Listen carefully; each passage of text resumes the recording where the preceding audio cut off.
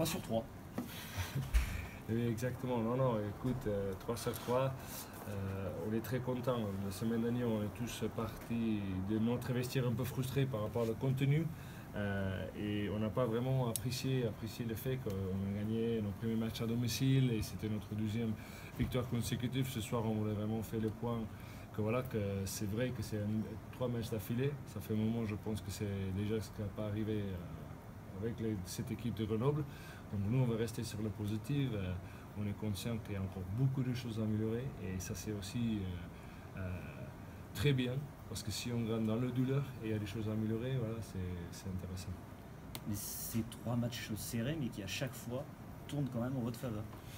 Écoute, voilà, ce soir, c'est avec beaucoup de décisions qui n'étaient pas dans notre faveur. Je pense voilà, que c'était assez compliqué à ce niveau-là. On ne peut pas dire qu'on a eu un arbitrage maison, ça c'est sûr.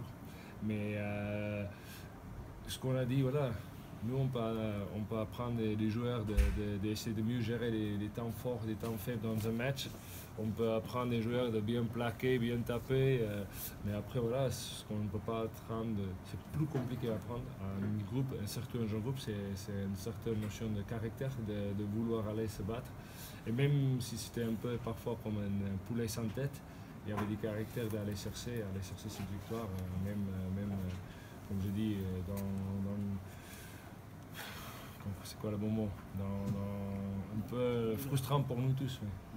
Mais c'était quand même une équipe qui est habituée à jouer les phases finales, c'était un vrai test pour le FCG. On avait quand même passé parce que ça, voilà, vous l'avez dit, ça n'a pas été simple.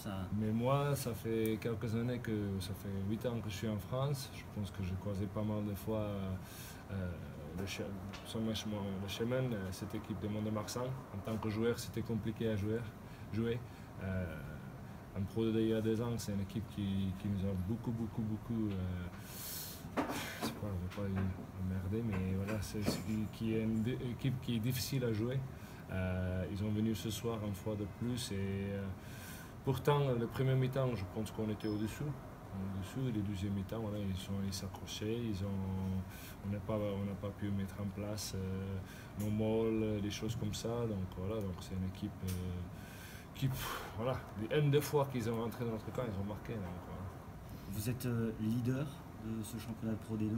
Quand est-ce que ça va arrêter d'être anecdotique? Parce que pour l'instant c'est peut-être un peu anecdotique, et d'un moment ça ne le sera plus.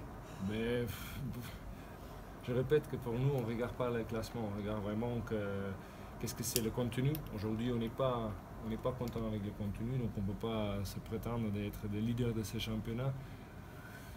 Mathématiquement oui, mais voilà, que nous on joue, on ne comporte pas, on ne gère pas notre match encore comme une vraie équipe de champions. Donc voilà, donc aujourd'hui on se voit encore comme une équipe en construction.